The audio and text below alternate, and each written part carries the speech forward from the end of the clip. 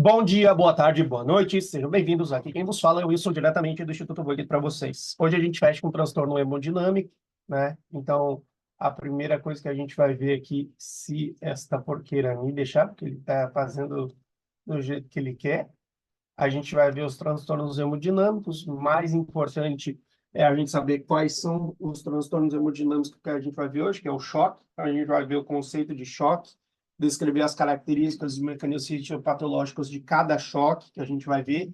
E é importante a gente saber a etiologia. Tem alguns choques que eu vou falar de uma forma simplificada, porque vai ser o jeito mais fácil de pegar, e outros eu vou falar da forma mais complexa, tá? Então, tipo assim, eu vou falar, ó, agora eu vou dar a explicação da forma simplificada, depois eu vou para a forma mais complexa, porque isso vai depender do professor que te tocar, né? Se te tocar um professor enjoado, ele vai ficar fazendo pergunta até você dizer que não sabe. Então, para evitar isso, eu vou dar as duas explicações. Vou dar a simplificada e vou dar bem complexa, certo? Então, vamos lá. Primeira coisa que a gente tem que saber da aula de transtorno hemodinâmico é a definição de choque, né? Então, é uma diminuição drástica e marcada do fluxo sanguíneo ou gasto cardíaco por debaixo do limite da sua eficiência, que vai acabar determinando uma hipóxia generalizada. Nós temos 5 tipos de choque estabelecidos. Tem o choque cardiogênico, hipovolêmico, o séptico, o anafiláptico e o neurogênico. Talvez o que menos a gente vai falar hoje é o neurogênico, inclusive nós vamos só citar ele, tá? Não vou entrar em explicação muito detalhada do choque neurogênico, a gente só vai falar o que ele é e o que ele faz e tchau, tá? Mas a gente não talvez é o único choque que eu, pelo menos, não vou desenvolver de forma adequada, tá? Então, eu sugiro que alguém quiser aprofundar, não vai ser na minha aula que você vai aprofundar choque neurogênico. Os outros é possível.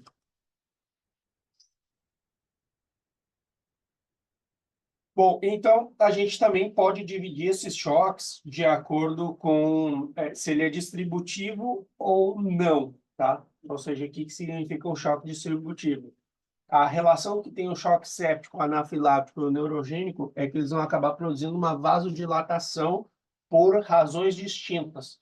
O choque séptico vai acabar originando uma vasodilatação generalizada, o que vai acabar diminuindo, ou seja, a perfusão tissular, né? E o anafilático também tem uma vasodilatação, mas muito por conta das estaminas, né? Que aqui nesse caso vai ser um mediador muito importante no choque anafilático. E no neurogênico, porque eu tenho simplesmente uma ruptura, um dano nervoso que também vai acabar produzindo vasoplegia, né? Ou seja, o vaso vai acabar ficando mais frouxo, o que vai acabar gerando vasodilatação. Por outro lado, a gente tem o choque cardiogênico, que é por causa de falhas cardíacas, o hipovolêmico, que é claramente por perda de sangue. Talvez esse aqui é o choque mais fácil de explicar, o mais fácil de entender, aquele que a gente, assim, faz sentido, né, de uma maneira geral. Só não precisa ser médico para saber o que é um choque hipovolêmico, já sabe que é uma perda abrupta de fluidos corporais, né, normalmente sangue, né? Então, e a gente vai ver que tem a sintomatologia assim, quando a gente está colocando o distributivo e o cardiogênico e o hipovolêmico, ele tem algumas semelhanças, tá? Por exemplo, distributivo, o paciente vai ter o quê? Vai estar eritematoso, quente, por causa da vasodilatação, vai estar suando muito, diaforeses, hipotensão, taquicárdico e taquipneia. Enquanto que no cardiogênico e no hipovolêmico a gente vê o quê? A gente vê um paciente que está hipotenso, um paciente que está com a pele fria, que está com cianose, extremidades, que está taquipneico, que tem palidez, que tem sudoração e que tem taquicardia. Então, se a gente for parar para analisar, tem algumas coisas que eles se relacionam, né? E a gente vai ver que isso aí, assim, a gente vai ver que tem alguns mecanismos compensadores que vão tratar de mediar essa dificuldade de chegar os nutrientes necessários para os tecidos periféricos, tá? Um dos mecanismos compensadores é taquicardia e a taquipneia. Tanto é que os dois estão presentes, se vocês analisarem, no choque distributivo e no choque que não é distributivo, tá? Então, lembrando que o cardiogênico, a gente tem uma falha no coração como bomba, o que vai fazer com que o sangue não seja ejetado do coração, ou seja ejetado de maneira não suficiente para os tecidos. Então, começando falando do choque cardiogênico. O choque cardiogênico, exemplo clínico que a gente tem é o infarto agudo do miocárdio. 80% de todos os choques cardiogênicos vão ser dados por infarto agudo do miocárdio. E depois a gente tem outras causas. Tem ruptura ventricular, é menos frequente, arrítmia, taponamento cardíaco, embolia pulmonar. Eu tenho insuficiência mitral aguda, pericardite constritiva, insuficiência cardíaca direita, bradicardia, taquicardia extrema, drogas hipotensoras ou bradicardiantes. Tudo isso são exemplos clínicos do que pode acabar levando um choque cardiogênico. Então, o mecanismo principal aqui é o fracasso do coração como bomba, né, devido a uma lesão intrínseca ou extrínseca, ou por uma obstrução do fluxo de saída, tá? E isso vai acabar gerando choque cardiogênico, tá?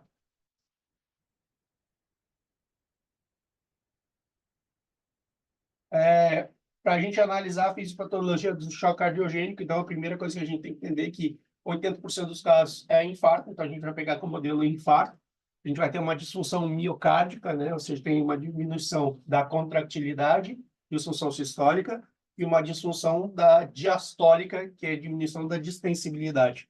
Então, quanto à disfunção sistólica, vai diminuir o volume latido, ou seja, o volume que é injetado pelo coração, e eu tenho uma diminuição do gasto cardíaco. Essas duas coisas vão acabar gerando hipotensão.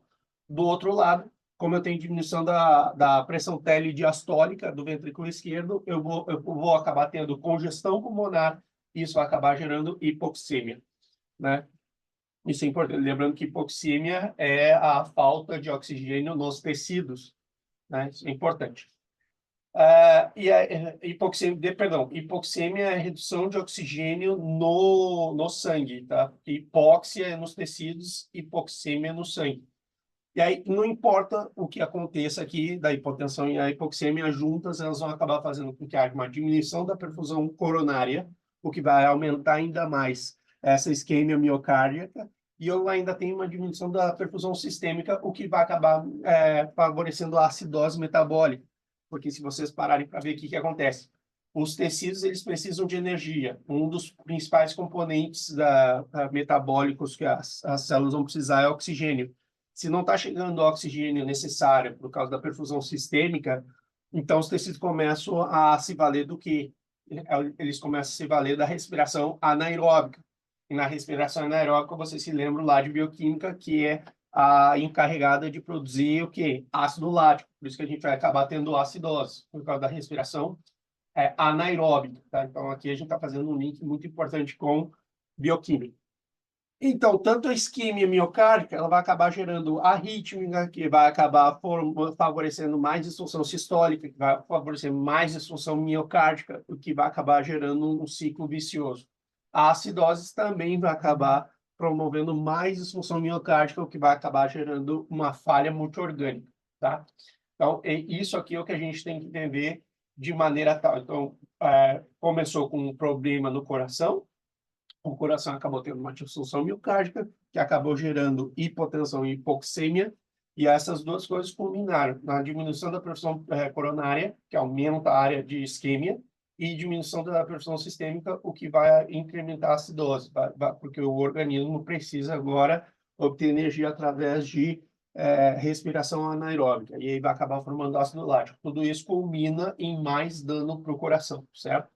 Então, isso vai acabar sendo muito importante, porque tudo isso vai ter reação, porque vocês sabem que uma vez que, por conta dessa acidose, da hipóxia tissular, da glucólise anaeróbica, eu vou acabar tendo dano celular. E se isso se continua no tempo, eu passo a ter uma apoptose, e aí começa a ativar os elementos pró-inflamatórios, interleuquina 6, fator de necrose tumoral alfa, óxido nítrico, e vai acabar gerando mais dilatação, mais hipotensão e pronto. E aí é um ciclo que basicamente não tem fim.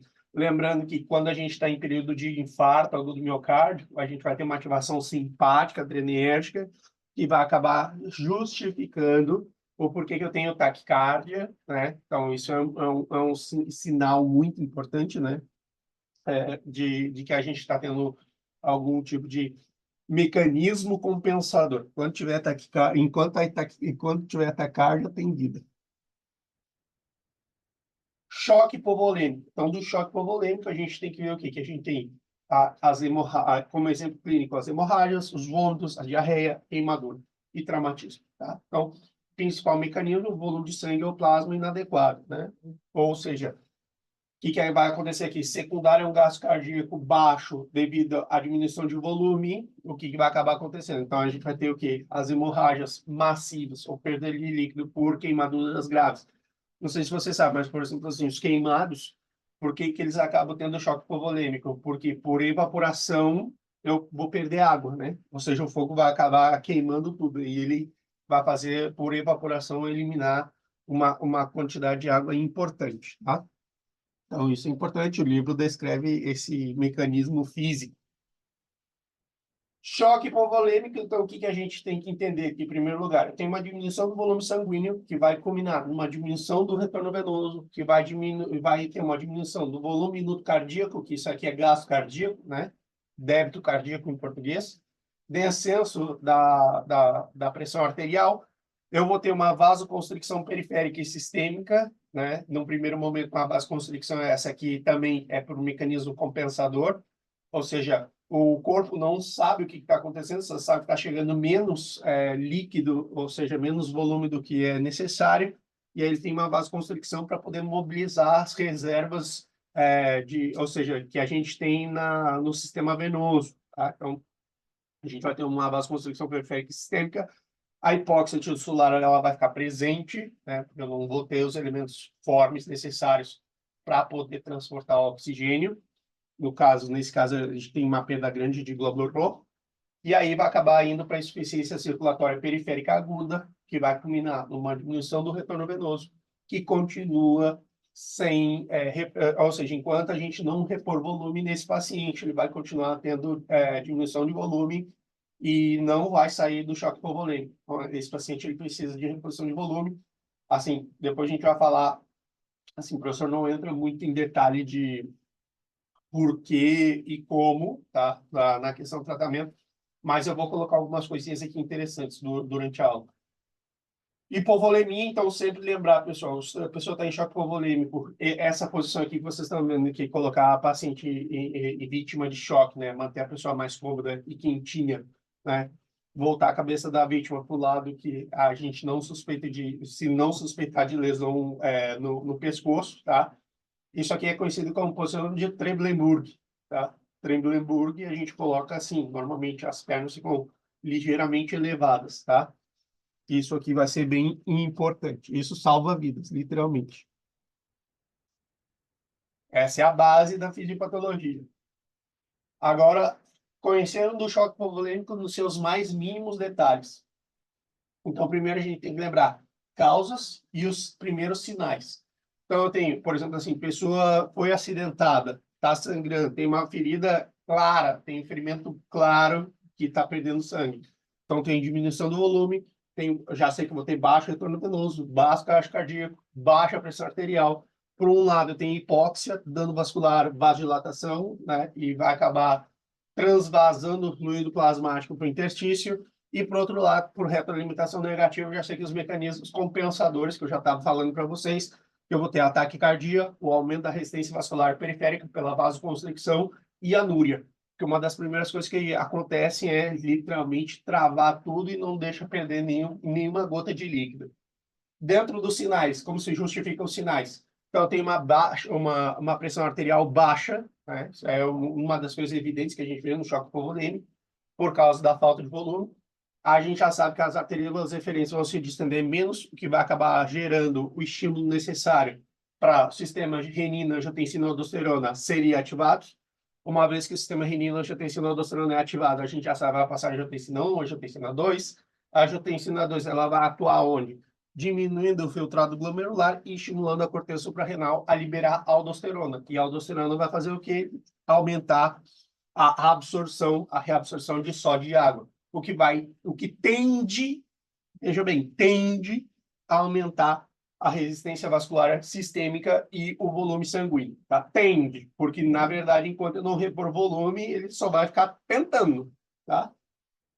Aí a gente tem os baroreceptores, por outro lado, né, que eles estão presentes aonde? No cajado da aorta, como vocês estão vendo aqui, ó, aqui estão os baroreceptores, ó, cajado da aorta e na bifurcação das carótidas. Isso é sempre importante a gente lembrar onde é que está posicionado os baroreceptores.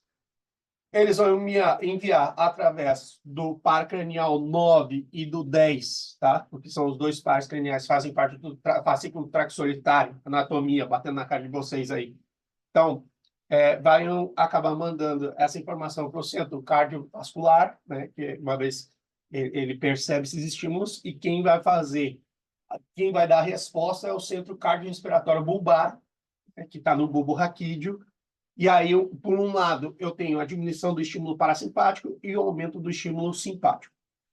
Isso vai acabar gerando que a médula suprarrenal aumente a secreção de adrenalina e noradrenalina, por isso que o coração vai bater mais rápido. Aqui a gente tem a explicação da taquicardia, tá? Então, se o professor chegar a falar quais são os mecanismos compensadores, você tem que explicar exatamente assim como eu estou falando, tá? Bom, o tratamento que eu estava falando para vocês, tá? Que a gente tem que ter uma mínima noção. O repouso é a posição de Trendelenburg. A gente tem que manter a via aérea, se necessário, em intubação, melhorar a oxigenação, tá? Então, isso aqui é importante. Monitorar constantemente os sinais vitais. Se não tem pulso, iniciar RCP. Isso aqui é uma coisa também que, tipo assim, e se não tiver pulso, o que você faz? Aí, pronto, vamos começar o procedimento de RCP. A gente liga, se tiver sozinho, ou a gente tem que analisar o ambiente, todas essas paradas que eu sei que vocês já sabem, né? Vou considerar que vocês já sabem, que a primeira coisa a gente analisa a segurança do perímetro, liga, tem que ligar, ali, ó, quero ajuda, preciso de ajuda, tem paciente que está em parada cardiorrespiratória, e aí iniciar a massagem, tá? Lembrando que a gente tem que também fazer o controle da hemorragia, porque não adianta você começar a massagear o cara se tiver com hemorragia, se você, a cada compressão que você fizer, você vai mandar alguns ml para fora, tá? Do compartimento vascular. Então, tome cuidado. Essa é a explicação do choque hipovolêmico nos seus mais mínimos detalhes, tá? Então, aqui a gente vê o choque hipovolêmico sucede uma diminuição significativa da volêmia corpórea.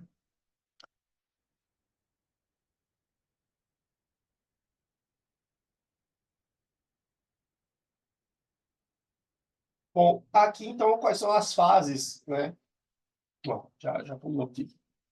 Quais são as fases que eu tenho que lembrar aqui quando a gente estiver falando das fases, né? Ou seja, eu tenho uma fase inicial progressiva, compensada, na qual tem um detrimento da perfusão por mecanismo fisiológico de compensação, que a gente já viu todos. A gente tem uma progressiva, que aqui eu começo a ter hipoperfusão por falha da compensação e persistência da causa, aparição da acidose metabólica, já expliquei por que tem acidose metabólica, tem vasodilatação e maior caída da perfusão. E aí depois a gente tem a que culmina para a irreversibilidade, que é a falha multiorgânica, né, por hipotensão não passível de correção, ou seja, não tem volta, que é caixão diretamente, tá? O que a gente tá aqui é uma coisa que é interessante. Você já deve ter ouvido falar que o paciente, quando está com uma hemorragia muito importante, né? Shirley deve ter visto bastante isso no hospital, assim como eu. O paciente começa a dizer, me dá um pouquinho de água. Quando o paciente começa a pedir água, rapaz, bem merda, tá? E o pior de tudo é que a gente não pode dar. Por que que a gente não pode dar água nesse momento crítico? Porque se a gente der água, a gente vai estar diluindo os elementos formes do sangue. E se a gente diminuir os elementos formes do sangue, a gente vai deixar a cascata de coagulação menos efetiva. É por isso que a gente não dá água, não pode dar água nessa hora, certo? Você acha que está fazendo bem para o paciente, você está botando ele tá só botando a pá na cova, tá? Então não pode. Essa é a explicação de por que não se pode. Pode ter certeza. O paciente começou a pedir água, meu amigo, desconfie.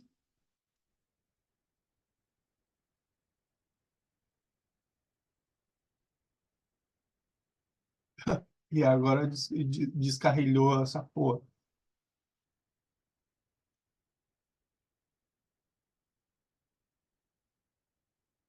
Ai, tava indo tudo bem, tudo bem. Por que que você faz isso comigo? Por que que você faz isso comigo? Vamos lá, vamos continuar aqui.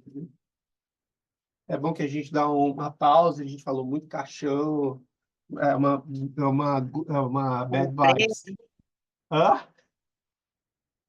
caixão e vela preta, coitado. Chega, deu até tiltou aqui o negócio. Peraí. Esse aí é algum espírito aqui. Peraí. Não, tá repreendido. Bom, eu acho que esse aqui é o que segue. Deixa eu só confirmar. Pronto. Aí, olha só, o que a gente tem que levar em consideração isso aqui? Isso aqui, já digo para vocês, isso aqui foi a fonte desse compêndio aí, né, que, claro, está muito mais organizado. Foi tirado do curso lá que o professor Chiesa fez com os militares, que ele coloca lá, ele fala na aula que de 100 perguntas, ele acertou 96, foi a primeira vez que ele acertou tantas perguntas assim. Então, pronto, tá aí. É bem simplificado, tá? Então, tipo assim, se vocês virem ali nos 3 primeiros requadros, que é o importante, provavelmente o paciente não vai morrer. Se ele perder 500 cc de sangue, 1000 cc de sangue, 1500 cc de sangue, o paciente não vai morrer. Normalmente, a maior parte das coisas, assim, a gente fica esperto, né? Porque, por exemplo, assim, ó, o que é o primeiro ali? Estado mental tá em alerta, o pulso radial tá cheio, né? Em 500 cc, a frequência cardíaca está normal, ligeiramente aumentada, a pressão arterial sistólica está normal, a frequência respiratória está normal e a morte não é uma questão aqui, tá? Normalmente o paciente não morre porque ele perdeu 500 cc. 1000 cc, perda de sangue, o paciente está em estado mental de alerta, o pulso radial está cheio, a frequência cardíaca ela está aumentada por causa dos mecanismos compensadores, né? Então, aqui está tudo certinho.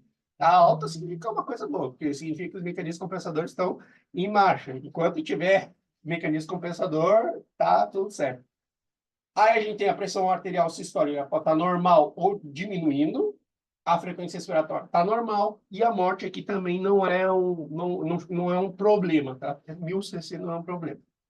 1500 cc, ou seja, o paciente ele sabe que ele perdeu muito sangue, então ele acaba ficando o quê? E alerta, ansioso. Meu Deus do céu, perdi muito sangue. Então, aqui o pulso radial pode estar débil, né? Pode estar fraco. A gente sabe que a frequência cardíaca normalmente está superior a 100, né? Batimentos por minuto. Aqui eles vão falar latidos por minuto, me mata.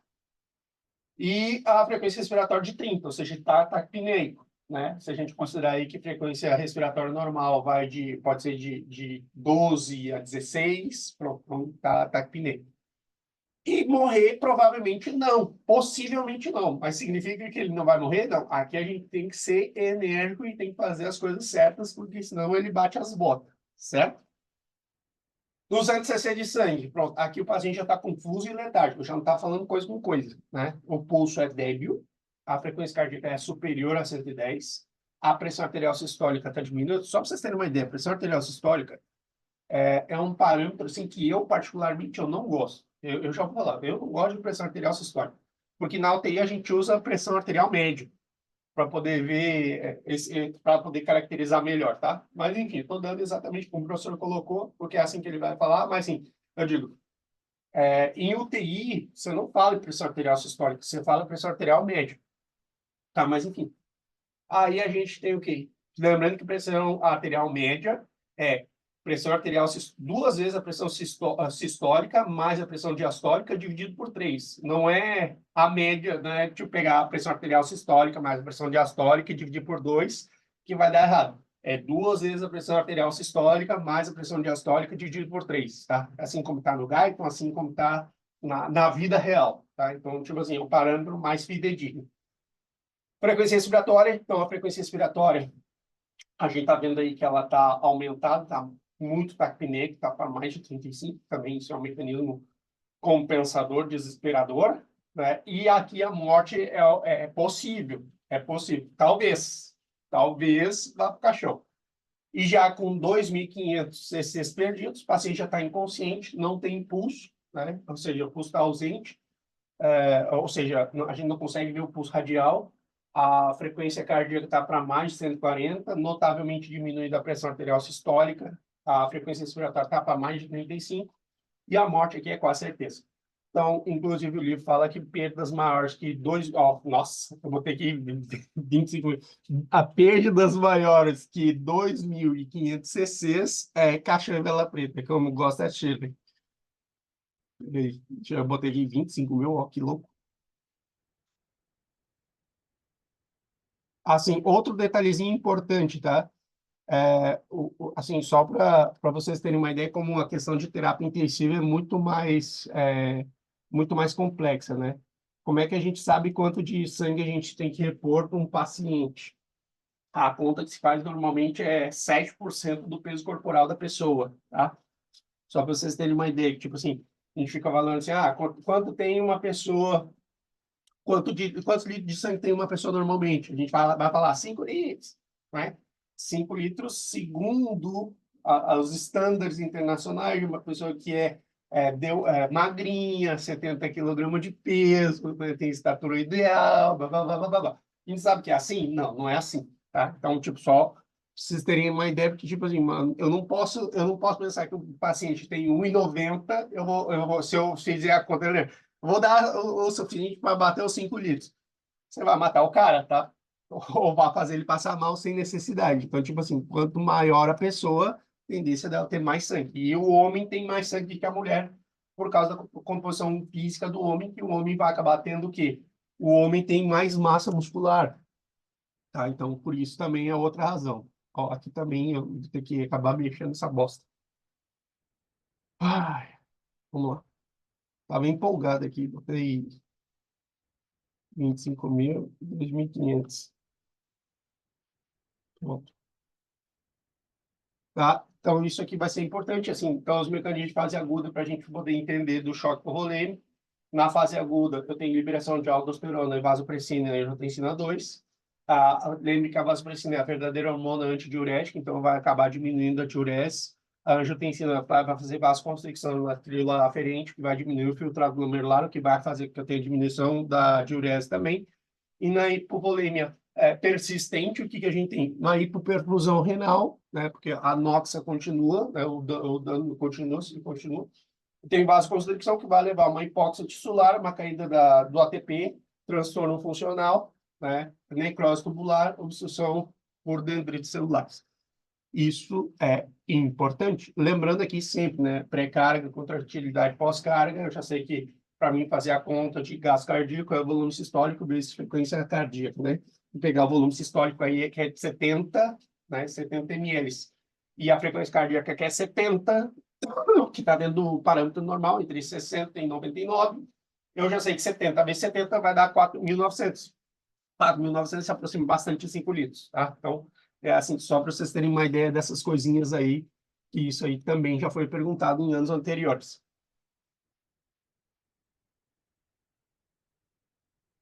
Choque séptico. Então, o choque séptico, a gente tem um exemplo clínico aqui, infecções microbianas, bactérias fúngicas. Aqui a gente vai ver que quem produz com mais frequência choque séptico são as bactérias gram-positivas, seguido das bactérias gram-negativas e dos fungos. Superantígenos, ou seja, síndrome de choque tóxico, né, traumatismo, queimadura e pancreatite. A pancreatite também pode dar choque séptico, tá? Porque também a gente fica fazendo essa analogia só que choque séptico. O choque séptico nem sempre está relacionado com micro-organismos, senão que é uma resposta exagerada imunitária que o organismo tem, tá? A gente vai falar de tormenta de citoquinas, que era o que matava no caso do Covid-19. Então, a ativação da cascata de citoquinas, por isso da tormenta, o mecanismo principal, vasodilatação periférica, estase do sangue, ativação ou lesão endotelial, o dano produzido por leucócitos e a coagulação intravascular disseminada, tá? Então, a gente vai entender como funcionam esses mecanismos, certo? Choque séptico simplificado. Então, o que que acontece? Olha só, a gente tem receptores do padrão, né? Os Stone-like, eu vou falar dos Stone-like, o Scavenger, que eles vão acabar percebendo os pumps e os dumps, certo? Uma vez que eles vão acabar ativando os linfócitos através desses receptores reconhecedores do padrão, vão acabar liberando citoquinas. As citoquinas, elas vão acabar produzindo, ou seja, inflamação, e, por outro lado, disfunção endotelial. que acontece? A gente já sabe que quando a gente está liberando esses mediadores químicos, a tendência é que eu aumente o exudado, certo? Então, aumentar o exudado significa o quê? Que eu estou tendo edema, tá? E esse edema, uma das coisas que é importante a gente fazer ênfase, é que ele vai acabar aumentando o espaço intersticial, porque a água tem que ficar em algum lugar. A água vai ficar aonde? No terceiro espaço. Ela não está nem no leito vascular e nem na célula, está no terceiro espaço. E esse aumento do espaço intersticial dificulta a difusão do oxigênio para as células, o que vai fazer com que a mitocôndria tenha uma difusão mitocondrial e, como consequência, o oxigênio não chega para a mitocôndria tem que se valer da respiração anaeróbica. E aí ela começa a produzir lactato, começa a produzir hidrorreniônios. E é isso que vai acabar produzindo acidose lática, que a gente já fala que sempre que a gente está em choque séptico, a gente vai ter acidose, tá? Recording in progress. Bom, então, assim, só para a gente concatenar a ideia central, certo? Que a gente estava falando de choque séptico, tá? Lembrando que aqui eu sempre estou fazendo estou tendo a liberdade poética de explicar a fisiopatologia simplificada, porque assim, a gente pode explicar simplificada, e daí, se o professor quiser escrotear a palavra ultra fina, pronto, mas pelo menos a gente tem as duas versões. Então, a gente sempre tem que lembrar que existem várias células do nosso corpo que vão ter receptores do padrão, né, que vão reconhecer os dumps e os pumps, e aí, uma vez que eles vão ser ativados, eles vão acabar liberando mediadores químicos, né, alguns tantos mediadores químicos inflamatórios. E aqui algo interessante que a gente tem que levar em consideração é que esses mediadores químicos, o que eles vão fazer? Eles vão acabar promovendo o exudado, ou seja, a saída, o escape do leito vascular de elementos do sangue para o intestício. Então, isso seria a exudação. Essa exudação, se a gente se der conta aqui, ela vai acabar gerando o quê? Vai acabar aumentando o espaço que eu tenho entre a corrente sanguínea e as células. Então, esse exudado vai acabar aumentando o espaço que eu tenho, que é o que a gente conhece como edema. Só que, assim, esse espaço fica maior, eu tenho maior quantidade de líquido. Isso vai dificultar a difusão do oxigênio do sangue para a célula. Ela tem que atravessar, sim ou sim, o interstício. E aí, por esse espaço estar maior por causa do edema, o oxigênio não chega na célula, a célula acaba tendo que recorrer à glucólise anaeróbica, porque não está chegando oxigênio suficiente, e a gente vai ter a produção de piruvato, que a gente já sabe que é uma das causas de acidose metabólica que a gente tem, tá? No choque séptico. Lembrando que o professor fez questão de falar que choque séptico ele tem muita semelhança com choque anafilático, por quê? Porque os dois são considerados choques endotóxicos, que são produzidos através de mediadores químicos do próprio corpo. Bom, aqui a gente explicou a acidose lática, aqui claramente a gente vai ter o quê? Por causa dos mediadores inflamatórios, a gente vai ter uma vasodilatação importante, que vai acabar alterando o fluxo, né, diminuindo a perfusão tissular, né, ou seja, tem várias coisas que estão acontecendo ao mesmo tempo, lembrando que ainda, em paralelo, o que vai estar acontecendo? Eu ainda tenho chance no choque séptico de produzir uma coagulação intravascular disseminada, porque eu ainda, através desses mediadores químicos que foram lançados na corrente sanguínea, eu também estou ativando o complemento, e a gente sabe que o complemento ele também participa da ativação dos fatores de coagulação, certo? Então, aqui a gente consegue fazer vários enlaces aqui da resposta inflamatória, da coagulação intravascular disseminada, da disfunção endotelial, tá? Que isso vai acabar sendo muito importante. Como eu falei, isso aqui é a parte simplificada.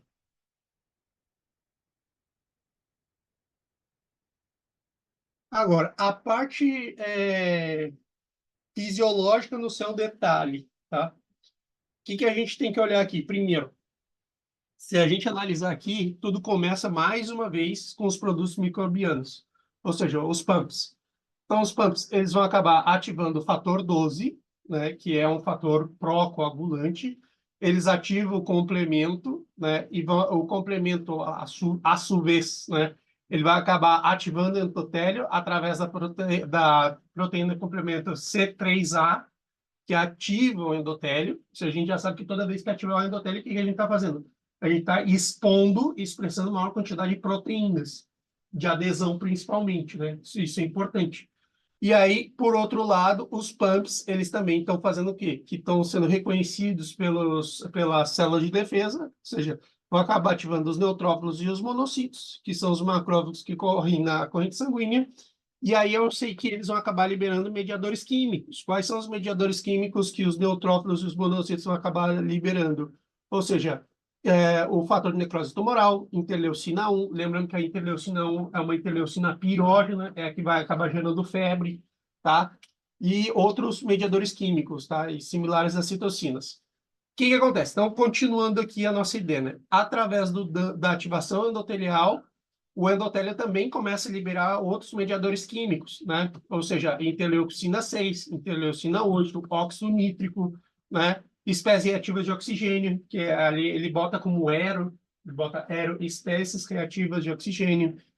Aqui, por outro lado, o que acontece? A gente vai ter uma ação antifibrinolítica, porque também o que acontece? Olha só, quem libera esses fatores antifibrinolíticos é o endotélio. Ou seja, basicamente a gente tem uma autorregulação justamente para o quê? Para que não tenha uma reação exacerbada que me vá gerar um coágulo ou um trombo além da lesão. Então eu tenho que ter esse mecanismo contra-regulador.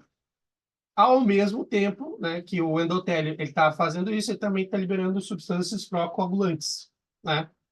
Ou seja, vai, por exemplo, o endotélio lesionado, ele vai liberar o fator tissular, né, que vai acabar estimulando o fator 7, e aí pronto, aí vai começar a cascata de coagulação do lado extrínseco, certo? Pronto. E ainda eu tenho uma diminuição da trombomodulina e da proteína C. Só que a gente vai ver mais adiante. Aí o que acontece? Tudo isso vai acabar gerando o quê? Um trombo, ou seja, se o mecanismo se perpetuar, eu vou acabar gerando tromboses, que daí já todas as oses é patológico, né? Então a trombose já é patológica, que vai acabar levando a um CID, né? No Brasil fala CIVD, aqui fala CID, coagulação intravascular disseminada. E isso, naturalmente, vai acabar gerando uma isquemia tissular que vai acabar originando uma insuficiência suprarrenal e na maior parte dos casos, insuficiência multiorgânica, certo? Aí voltamos lá para as espécies reativas, ó, que a gente tinha liberado através do endotélio diretamente ou pelos mediadores químicos que tinham sido liberados pelas células apresentadoras de antígeno, que nesse caso aqui foi o neutrófilo e o monócito, que liberaram substâncias que vão fazer vasodilatação, um aumento permanente e menor perfusão. Lembrando que isso aqui é a característica que tem em comum com o choque anafilático. Choque anafilático, choque séptico, os dois vão ter o quê? Participação de substâncias vasodilatadoras, só que eu tenho uma vasodilatação tão importante que acaba tendo uma diminuição da perfusão tissular, porque assim, em teoria... Não, não. Broncoconstricção, não é vasoconstricção bronquial, broncoconstricção. Não, broncoconstricção só no anafilático. Broncoconstricção só no anafilático. Mas a broncoconstricção, vocês vão ver que é um fenômeno que é dado por causa que tem a participação da histamina no anafilático, que não tem aqui. E a histamina ela pode atuar nos receptores H1, H2 e H3. Só que os mais importantes são H1 e H2. A gente vai ver isso, daqui a pouco a gente vai ver, quando a gente estiver falando da... Mas, assim, o que eu quero colocar, assim, para deixar claro, que isso aqui é uma parte importante da fisiopatologia, tanto do séptico quanto do anafilático, é que eles vão ter uma vasodilatação expressiva. E isso tem alguns livros que vão classificar como choque distributivo. Por que é distributivo? Porque está distribuído por todas as partes essa vasodilatação, o que vai acabar culminando numa diminuição da perfusão tissular. O que significa diminuição da perfusão tissular? Está chegando menos nutriente para os tecidos. Por que está chegando menos nutriente para os tecidos? Por causa da vasodilatação que está fazendo com que tenha menor quantidade de sangue circulante. Certo? Então, a ideia toda é essa. E aí, claro, a gente já sabe que tem a dilatação sistêmica. Então, os efeitos sistêmicos, como a gente já sabe, tem pirógeno aí, vai ter febre, vai ter menor contratilidade cardíaca, anomalia metabólica. Qual é a anomalia metabólica mais frequente? A acidose metabólica. Por quê? Porque a gente já sabe que a gente está tendo privação de oxigênio. Privação de oxigênio combina com o quê? Com respiração anaeróbica. Respiração anaeróbica, a gente já sabe que o produto vai ser o quê? Ácido lático. Ponto. É bem assim, não tem muita frescura. E, por outro lado, eu ainda tenho, ou seja, a parte da imunodepressão, que o quê? Interleuquina 10, fator de apoptose, ou seja, são mediadores inflamatórios secundários, tá? Que tudo isso aqui está acontecendo junto e misturado. Então, Apoptose porque a célula não está respirando. claro, e daí, tipo, quem está respirando, se o dano foi muito profuso e não tem reversão, a gente sabe que é uma lesão irreversível, bom, tchau e benção. Aí, caixão e vela preta, como a Shirley gosta. Então, o que a gente tem que lembrar é que as vias principais da patogênia do choque séptico são os produtos microbianos, ou seja, os PAMPs, porque eles vão acabar ativando as células endoteliais, os elementos humorais do sistema imunológico inato, e inicia a cascata de processos que vão conduzir à insuficiência multiorgânica, tá? Que vai acabar matando literalmente o paciente. Choque anafilático. Então, choque anafilático, a gente tem algumas etiologias e mecanismos, a gente já sabe, fármaco, a materiais de radiocontraste, alimento, picador de inseto, animais. Eu procurei em espanhol, não achei. Depois, se alguém quiser me ajudar, botei animais venenosos, mas, assim, na verdade é peçonhento. Mas eu não achei em espanhol como é que é essa porra. Tá? Mas, enfim.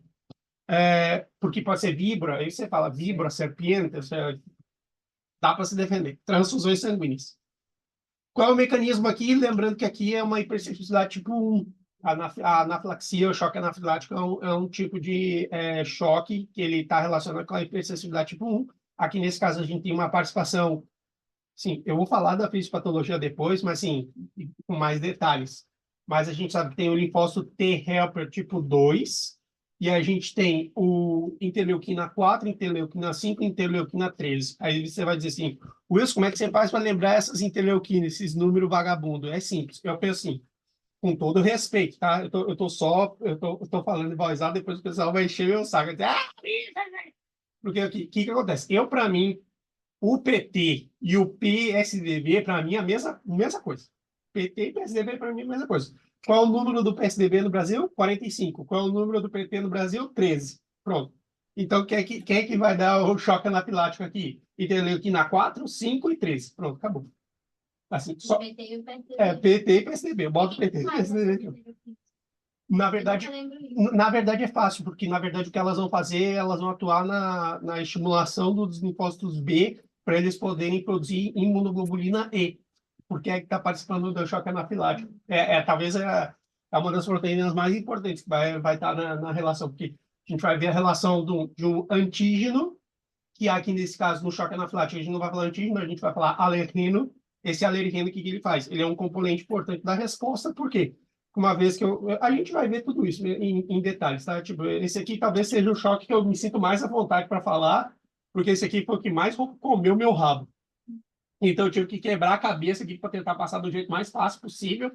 Assim, vou dizer para vocês, isso aqui não está em um capítulo do livro só, tá? Tem vários. Você está lendo o livro assim, ó, vai para o capítulo 6, aí vai para o capítulo 12, vai para o capítulo... Eu pensei que estava jogando RPG de livro. Tá? Mas, enfim, só para vocês terem uma ideia. Então, tipo assim, assim, é bem agotador, tá? Bem cansativo. Lembrando que toda vez que a gente falar de substância antigênica ou alergeno, é aquela que é capaz de induzir uma resposta imunitária. Sempre, essa aí é a tônica de sempre, né? A célula mais importante, veja bem, a célula mais importante do choque anafilático é o mastocito. A imunoglobulina mais importante do choque anafilático é a imunoglobulina E. E aí, qual seria o neurotransmissor mais importante? Histamina. Então, tipo, essas são coisas que você tem que ter em conta na hora de explicar este processo, certo? O Joquebed não está escutando, só lamento. Problemas. Choque anafilático. Fisiopatologia simplificada. Gente, isso aqui mais uma vez, estou explicando para vocês a forma simplificada. Ah, perfeito. Simplificada. Então, qual é a forma simplificada que a gente vai falar do choque anafilático? Bom, simples. Eu tenho um alergeno, olha só, simples, alergeno que se une à imunoglobulina E. A imunoglobulina E, ela, uma vez na superfície, porque a imunoglobulina E, ó, a gente tem que entender o seguinte, a imunoglobulina E, o que ela vai fazer? Ela vai simplesmente se encontrar com o antígeno, né? Ou seja, com o alergeno, se grudar naquela zona hipervariável, né? Tem uma parte da cadena pesada e da cadena ligeira da imunoglobulina, se encontra com o antígeno, o alergeno nesse caso, e depois, posteriormente, vai fazer o quê? Se unir a um receptor específico, que adivinha o nome do receptor, vai ser FC alguma coisa. Porque, claro, a parte da imunoglobulina que vai se unir com o mastocito, com o basófilo, com o eosinófilo, vai ser o quê? A parte FC da imunoglobulina. Então, eles se unem, e aí, uma vez que eles se unem, ou seja, ele vai ter a degranulação, que é a liberação da histamina, e a histamina vai acabar produzindo efeitos. Quem libera histamina? Mastocito, basófilo e eosinófilo. Por isso que quando a gente vê, assim, por isso que eu falei, quem é que libera histamina, tipo assim, 50% da histamina de todo o corpo está no basófilo, 50%. Aí, outro valor importante está no mastocito. Só que você vê, ainda que o basófilo seja um marcador de alergia, assim, é mais importante o mastocito. Por quê? Você vai dizer, por que isso? Porque o mastocito é uma célula residente. Então, ele já está ali. Na hora que acontecer a desgraça, ele é o primeiro que vai dar o sinal, entendeu? O basófilo não, o basófilo ele está circulando. Essa é uma diferença. Não, é o basófilo. Eosinófilo é marcador para macroparásita. Macroparásita. Assim, só que a gente vai ver que tem participação, tá? Tipo, a gente vai olhar. Então, o que que acontece? Receptor H1, veja o que tem de igual. Os dois têm vasodilatação. Vasodilatação, vasodilatação. Tanto o receptor H1 e H2. Só que o H1 ele tem prurito, tem rinorreia, tem taquicardia e broncoconstricção. Isso H1. Agora, H2, cefaleia, edema e hipotensão. Então, tipo, eles têm características diferentes, mas os dois vão acabar gerando vasodilatação, certo? Mais uma vez, estou explicando a parte simplificada. Agora eu vou falar da parte roça, da parte que é difícil, ardida, certo? Perfeito. Então, vamos lá. Já falei que a histamina é o principal mediador da cascata inflamatória do choque séptico. Quando se une com o alergeno, a IgE da superfície do mastocito, pronto, libera a histamina. Bom, perfeito. Isso aí já foi, certo? Pronto. Agora vamos lá. A parte complicada. Aqui a gente vai falar ponto a ponto o que está acontecendo. E eu separei em três partes, tá? Separei em três partes. Assim, vai ser mais fácil que o BX, os back da vida, tá? Então, olha só, eu tenho do que está em laranja, pessoal, do que está em laranja representa o quê? Representa a primo-exposição, tá? Ou seja, eu fui exposto para um alergeno, eu tenho que ter esses recursos aqui para poder chegar na zona verde, que é para poder montar a resposta frente à segunda exposição. Por isso que o pessoal diz que o que mata é a segunda exposição. Que normalmente você é o quê? Você é exposto, você tem uma reaçãozinha, mas não é a reação pesada. A reação pesada vem na segunda vez, tá? Isso, assim, é desse jeito, porque eu tenho que ter montada a resposta. Então, eu montar a resposta, eu estou ali na etapa verde. Quando eu estou exposto a uma segunda exposição desse mesmo alergeno, eu já estou na parte lilás, tá? Porque daí o que acontece? Então, só para vocês poderem entender, por que eu botei de laranja essa primeira fase? Porque é a fase que está vindo de fora. E aí, a fase que eu tenho de dentro, eu já tenho armada a resposta, pronto, já internalizei, por isso está de lilás, certo? Então, vamos lá. O alergeno, ele expõe a mucosa acabar captando esse alergeno pelas células dendríticas, que é uma célula residente, a célula dendrítica, e vai acabar a célula dendrítica saindo e apresentando antígeno para o linfocito T virgem.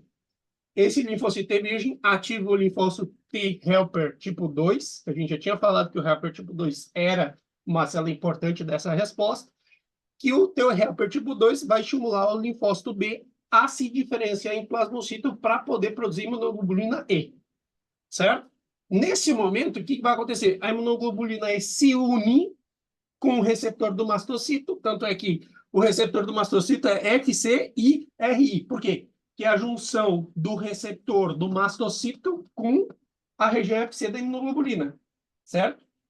Aí agora o que acontece? Como a resposta já está armada, imagine o seguinte, ó, imagine que o mastocito é uma célula que ele não tem nenhum Y na sua superfície, ou seja, não tem nenhuma imunoglobulina grudada nela, certo? Agora, quando a gente montou a resposta, significa que eu criei uma imunoglobulina específica para detectar esse alergeno quando ele aparecer pela próxima vez. Agora a superfície do mastocito está cheia de imunoglobulina na volta dele. Porque quando ele for exposto novamente por esse alergeno, o que vai acontecer? Eu já tenho a resposta, certo? Aí agora o que acontece? Eu tenho uma nova exposição ao alergeno. Então o que vai acontecer? Agora, esse mastocito que já está com a resposta armada, ele vai acabar liberando os mediadores. Então aqui acontece o que a gente chama de degranulação. O que é degranulação? Ele simplesmente começa a liberar, que está bem mostrado aqui, ó. Se vocês olharem aqui, tudo que eu estou falando aqui, ó, está acontecendo aqui, ó, aqui, ó, na mucosa, célula dendrítica, linfocito virgem, linfócito TH2, estimula o linfócito B, que, ou seja, se diferencia em plasmocito, libera imunoglobulina, ó, as imunoglobulinas vão acabar, ó, se juntando no mastocito, tá vendo? Tá tudo aqui. Tudo que eu estou falando aqui está aqui, só que eu estou colocando assim bem de uma maneira bem descritiva. E aqui no final a degranulação, ó, porque eu tive que contar de novo com o alergeno e estou degranulando, estou liberando histamina com força. Agora, o que a gente tem que lembrar? Que uma vez que eu liberei esses mediadores, eu tenho mediadores, são aminas vasoativas, mediadores lipídicos, que eles vão acabar gerando a reação de hipersensibilidade imediata, ou seja, minutos depois da exposição, pum, já vai aparecer. Então, o que acontece? O que me diz isso? Que eu já fui exposto anteriormente, né? E a resposta imunológica já estava armada. Por outro lado, se eu pegar ali pegar as citocinas elas vão demorar um pouquinho mais. Elas vão participar da fase tardia. Por quê? Porque o tempo de resposta dela é de 2 a 24 horas, depois de uma nova exposição. Então, isso é importante para a gente poder entender como funciona. Essa sequência de acontecimentos que claramente a gente entende que a hipersensibilidade imediata do tipo 1, a gente sabe que acontece. Ela começa com a introdução de um alergeno, ou seja, tudo começou com a apresentação de alergeno. E eu já sei que isso vai acabar estimulando respostas do linfócito T helper tipo 2, que vai acabar produzindo as imunoglobulinas, que em sujeitos que têm predisposição genética, eles vão estar mais expostos que outros. Porque, por exemplo, tem gente que... por exemplo, eu não tenho alergia a pólen. Tem gente que tem alergia a pó. Tem gente que tem alergia a água. Tem gente que tem alergia... Então... teve esse tratamento medicamentoso no nosso mês aqui. Eu tive uma reação de hipersensibilidade, porque assim, choque anafilático e reação de hipersensibilidade a gente tem que mediar. Por quê? Porque, por exemplo, assim, ó, para ter o choque anafilático tem que ter tido algo brutal, sistêmico, né? E, por exemplo, assim, no meu caso, é alguma coisa muito local. Eu tive edema de glote. Né? Eu tive edema de glote. Porque estava lá em Cuba e o pessoal botou aquela pimentinha, deite de moça, eu acho que o pessoal chama, dedo de moça, alguma coisa assim, alguma coisa de moça. Naquelas garrafinhas plásticas, assim, sabe? Pô, aquele ali é o coquetel da morte. Aí, quando eu botei, assim, eu senti na hora que alguma coisa deu errado. E aí eu olhei pro lado, assim, Wilson, o que está acontecendo? Aí, assim, tava, por onde passou, ficou uma marca vermelha, sabe? Quer dizer, terrível, terrível. Tá, pronto. Então, isso aqui é do choque anafilático. CPA, da célula dendrítica. Aonde? A célula apresentadora de antígeno. CPA, célula apresentadora de antígeno. Pronto. E aí a gente fecha com a parte de choque, certo? Ó, o único choque que eu não dei muita bola e que o professor também não deu muita bola, mas sim, eu vou deixar por escrito aqui, por escrito, ó, vou falar para vocês, é o choque neurogênico. E o choque neurogênico, como ele é dado? Ele tem, na verdade, ele tem uma vasoplegia, ou seja, tem algum problema, alguma ressecção, algum corte medular, por exemplo, e aí, como resposta, você deixa de dar, porque assim, você sabe que o músculo liso dos vasos sanguíneos tem controle nervoso. E quando você perde o controle nervoso, o que acontece? O músculo fica espástico, né? Ou seja, e isso se remete a quê? Vasodilatação. É por isso que tem autores que colocam choque séptico, choque anafilático e o choque neurogênico juntos, que eles colocam o choque distributivo. O que o professor coloca, ele coloca o choque anafilático e o séptico juntos como endotóxicos. Mas lembrando, por quê? Porque eles vão liberar substâncias próprias de maneira exacerbada que vai acabar. Mas os três produzem vasodilatação por mecanismos diferentes. O choque séptico produz por causa que eu tenho um produto microbiano que é reconhecido como não próprio, libera mediador químico, faço vasodilatação em todos os lados. No choque anafilático, eu tenho o quê? eu tenho liberação muito grande de histamina, que também é um vasodilatador poderoso. Além, assim, a gente tem que levar em conta também que esse também tem outro órgão diano, né? Que não seja o músculo liso. Porque ela atua na célula epitelial também. Na célula epitelial ou seja, do endotélio. E o que ela faz na célula endotelial do endotélio? Contrai. Quando contrai, o que acontece? Aumenta o espaço entre as células. Mais exudado, mais edema. Certo? Então, tipo assim, são coisas que a gente tem que levar em consideração na hora de fazer qualquer tipo de explicação, certo? Pronto. O último choque que a gente acabou de falar, que é o neurologia, Neurogênico. que é por questões de... É um corte, na verdade, o que acontece? Por exemplo, ó, assim, eu vou falar para vocês, isso aqui está em livro de fisiologia. Não é com mediadores, não? Que aí você tem um defeito aqui, deixa de liberar alguns mediadores. Não, na verdade, assim, o choque neurogênico, por exemplo, ele dá uma ressecção medular. Por exemplo, tem uma síndrome que se chama síndrome de Brown-Séquard, se vocês quiserem depois olhar, vocês olhem, que é o que se dá a nível cervical, que acontece? A pessoa acaba tendo, é uma hemissecção medular, o síndrome de Brown-Séquard. E aí, de um lado, ele vai ter parálises, do outro lado, ele vai ter, ou seja, é muito louco, porque, tipo, de um lado eu tenho transtorno sensitivo e do outro lado eu tenho dano motor. Eu não tenho a mesma coisa no mesmo lado. Por quê? Porque as vias se decusam, né, de maneira diferente. Mas, enfim, isso aí é outra coisa, tá? Pronto, eu vou pausar agora a aula, tá? Então a gente volta daqui a uns 20 minutos e nós já vamos tacar o pau no próximo conteúdo.